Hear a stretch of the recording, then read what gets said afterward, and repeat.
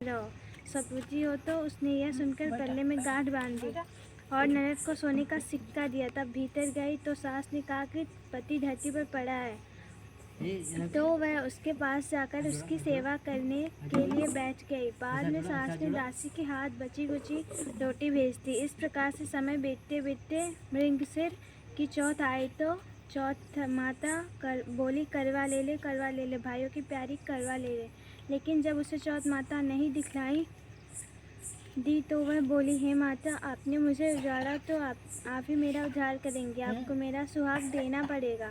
तब उस चौथ माता ने बताया कि पौष की चौथ आएगी, वह मेरे से बड़ी और उससे ही सब कहना, वही तुम्हारा सुहाग वापस देगी। पौष की चौथ आकर चली गई, माघ की चली गई, फागुन की चली गई, चैत बैसाख ज्येष्ठ आषाढ़ और श्रावण भादों की सभी चौथ आई और यही कहकर चली गई कि आगे वाली को कहना।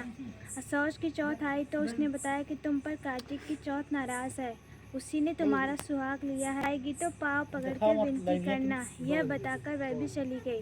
जब कार्तिक की चौथ आई तो वह गुस्से से खत्म हो गए तो बताया। बोली, भाइयों की प्यारी करवा ले, दिन में चांद उगानी करवा ले, व्रत खंडन करने वाली करवा ले, भूखी करवा ले। तो यह सुनकर वह चौथ माता को देखकर उसके पांव पकड़कर गिड़गिड़ाने लगी। हे चौथ माता, मेरा सुहाग तुम्हारे हाथों में है, आप ही मुझे सुहागिन करें। तो माता बोली, पापिन हत्यारिन, मेरे पाँव पकड़कर क्यों बैठ गई?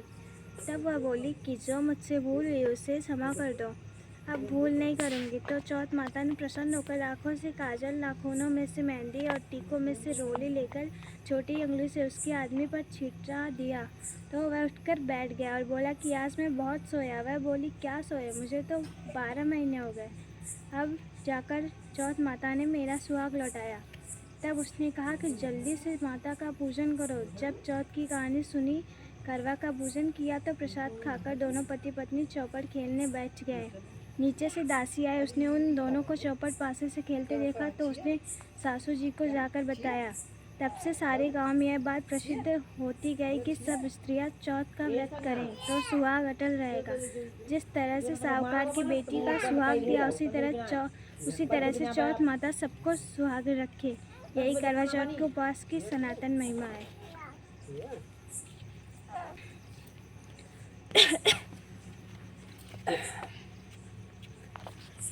पर अनेक मुसीबतें पहले से ही थी। इससे द्रौपदी ने शोक विवल की, कृष्ण की आराधना की। कृष्ण उपस्थित हुए और पूछा, कहो क्या कष्ट है तुम्हें? प्रभु, द्रौपदी ने हाथ जोड़कर कहा, मुझे क्या कष्ट है? आप तो स्वयं जानते हैं, आप तो अंतर्यामी हैं, मुझे कष्टों के बोझ से विह्वल कर दिया है। क्या कोई ऐसा उपाय है जिससे इन कष्टों से छुटकारा मिल सके? तुम्हारा प्रश्न अति उत्तम है द्रौपदी। कृष्ण मुस्कुराकर बोले, प्रभु, फिर मुझ दुख नारी का कष्ट दूर करने का उपाय बताइए। द्रौपदी ने पूछा। यही प्रश्न एक बार पार्वती जी ने शिव जी से कर दिया था। तब श्री शिव जी ने करवा चौथ का विधान बताया था। फिर प्रभु, करवा चौथ की जानकारी मुझे भी दीजिए और उसकी कथा कहिए। तब कृष्ण ने एक पल सोचने के बाद कहा, दुख सुख और सांसारिक माना जाता है, प्राणी उसमें सदा ही लिप्त रहता है। मैं तुम्हें अति उत्तम करवा चौथ व्रत की कथा सुनाता हूँ, इसे ध्यान से सुनो। प्राचीन काल में गुणी विद्वान धर्मपरायण एक ब्राह्मण रहता था। उसके 4 पुत्र तथा एक गुणवती सुशील पुत्री थी। पुत्री ने विवाहित होकर चतुर्थी का व्रत किया, किंतु चंद्रोदय से पूर्व ही उसे शुदा ने बाध्य कर दिया। इससे उसके स्नेही भाइयों ने छल से पीपल की आड़ में कृत्रिम चंद्रमा बनाकर दिखा दिया। लड़की ने अर्घ्य दे भोजन कर लिया। भोजन करते ही उसके पति की हृदय गति बंद हो गई। इससे दुखी उसने अन्न जल त्याग दिया। उसी रात्रि में इंद्राणी भूविचरण करने आई। ऐसे कष्ट मिला है। तब उस लड़की ने अंजलि बांधने विनय की, इससे मुक्त होने का कोई उपाय बताइए। इस पर इंद्राणी ने कहा, यदि तुम विधि पूर्वक अगली करवा चौथ का व्रत करो तो तुम्हारे पति पुनर्जीवित हो जाएंगे। कन्या ने ऐसा करने का वचन दिया तो उसका पति स्वस्थ हो गया। इस पर उस कन्या ने वर्ष भर प्रत्येक चतुर्थी का व्रत किया और अनंत अखंड सुहाग प्राप्त किया। श्री कृष्ण ने कहा, हे द्रौपदी, यदि तुम इस व्रत को करोगी तो तुम्हारे संकट टल जाएंगे। इस प्रकार द्रौपदी ने यह व्रत किया और पांडव सभी क्षेत्रों में विजयी हुए। इस प्रकार सौभाग्य पुत्र पौत्रादि और धन धान की इच्छुक स्त्रियों को यह व्रत विधि पूर्वक करना चाहिए।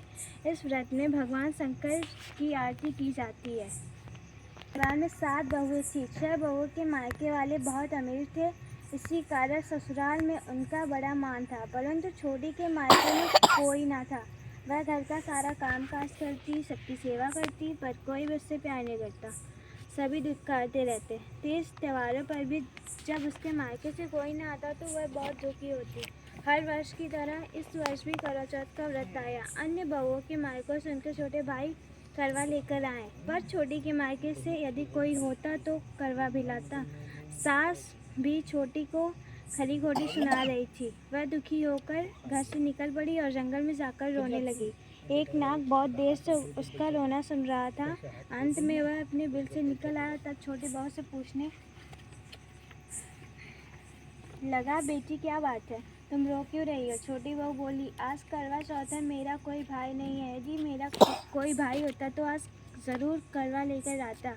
नाग को छोटी बहू पर दया आई। नाग ने कहा, बेटी तुम घर चलो, मैं अभी करवा लेकर आता हूँ। थोड़ी देर बाद नाग ससुराल पहुँचा। ससुराल वाले इतना सामान देखकर चकित हो गए। सास भी प्रसन्न हो गई। सास ने प्रसन्न मन से छोटी बहू को नाग देवता के साथ भेज दिया। नाग देवता ने छोटी बहू को अपना सारा महल दिखाया और कहा, जितने दिन चाहो आराम से रहो, मन चाह खाओ, मन चाह पहनो, पर एक बात याद रखना, सामने रखी नांद कभी मत खोलना। छोटी बहू सारा समय महल में आराम से काटती, पर नांद के बारे में उसकी उत्सुकता बढ़ती जाती। एक दिन जब घर में कोई न था, उसने नांद को उठाकर देखा तो हजारों छोटे छोटे सांप के बच्चे इधर उधर रेंगने लगे। उसने जल्दी ही नांद ढक ली। जल्दी में एक सांप की पूंछ नांद के नीचे आकर कट गई। शाम को नाग के आने पर छोटी ने अपनी गलती स्वीकार कर ली। नाग ने भी उसे क्षमा कर दिया। जब छोटी ने ससुराल जाने की इच्छा की तो उसे धन रत्न आदि देकर विदा कर दिया। छोटी के ससुराल में अब उसकी बड़ी इज्जत होने लगी। जिस सांप की पूंछ कटी थी उसे सब